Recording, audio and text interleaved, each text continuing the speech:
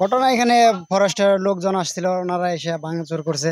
ভাঙি কেন, তাদের হয়তো টাকা পয়সা দিলে তারা এগুলা করতে দিত, টাকা পয়সা দেয় না, এই কারণে তারা ভেঙে দিছে। আজকে 20 বছর ধরে এই দোকানটা করতেছি, পুরাতন দোকান। এই দোকানটা নিয়ে আমার সংসার চলে, আমার বউ বাচ্চা নিয়ে আমি সংসার চালাইতেছি। এটা ইয়া ছাড়া আমার কোনো রোজগার নাই, উপরি কোনো ইনকাম নাই। আমার এক ডিসিমল রেকর্ডের জায়গাও নাই, আমার যাওয়ার মতো কোনো জায়গা জায়গা নাই। আমি এই সরকারি জায়গায় থাকতেছি। যা আজকে 30,000 টাকা আমার দোকান থেকে নিয়ে গেছে ওই লেবারে।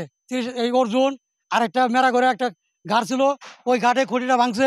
আর এই যে এইখানের মধ্যে আমার একটা বাড়ি যে এইখানে দাঁড়াইছিলাম আমি, খুঁটি ভাঙার সময় ওইখানে আমার একটা বাড়ি মারছে। আমি এই খুঁটির বগলে দাঁড়াইছিলাম থেকে। আমি ছোট একটা দোকান করছি, হ্যাঁ, ওই দোকানে মাল তুলছি অল্প কয়টা, ঋণ পিন কইরা দোকান রাস্তার কাছ দিয়া হইলো, রাস্তা গেছে দোকানের কাছ দিয়া। তারপর আমি একটু সরাইয়া 1 খুঁটি সরাইয়া খালি 2 হাত জায়গা আমি পেউছাইয়া গেছি। পেউছার জায়গার পরে কিছু হইলো 2-3টা খুঁটি আমি নতুন লাগাইছি। লাগার পরে আমার খুঁটি মুটি ভাঙ্গিয়া দোকানের যা আছিল ওটি সিগারেট গার্ড ফরেস্টের লোকেরা এটি সব ডাইলা মেলা ফেলা লুট পার করে আমার দোকানের কিছু হলো দরজা লাগাইবার লাগে আমি হলো কিছু টাকা রাখছিলাম ড্রয়ারের মধ্যে, 30,000 টাকা। সেটি শুদ্ধ আমার লুটপাট করে স্যার আমার নিয়ে গেছে। আজকে সকালের ঘটনা। আজকে তারা আসছে, আইসা দোকানে ঢুকাই ভাঙচুর করছে। ভাঙচুর করে ক্যাশে টাকা ছিল, সেই টাকা দিয়েও নিয়ে গেছে। অর্জুন আইসা টাকা দিয়ে নিছে। ভাঙা নাকবো, তাহলে ওখান ভাঙার উপায় কি?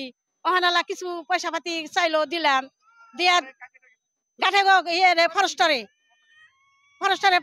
4 লাখ টাকা দিলাম, ব্যাকে মিলায় ব্যাকে ভাঙবানছে, ব্যাকেটটা ব্যাকে মিলায় সব তো ক্লিয়ার করেই দিয়েছে। তার পাশে মনে করেন যে সম্পূর্ণ